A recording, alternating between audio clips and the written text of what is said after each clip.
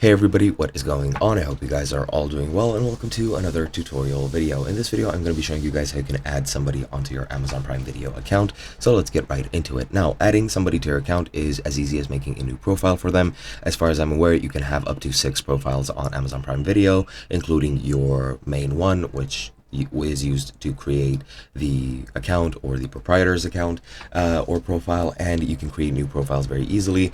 You cannot watch one profile on several devices simultaneously, as far as I'm aware, so you will need to create a new profile if somebody else wants to watch in tandem with you.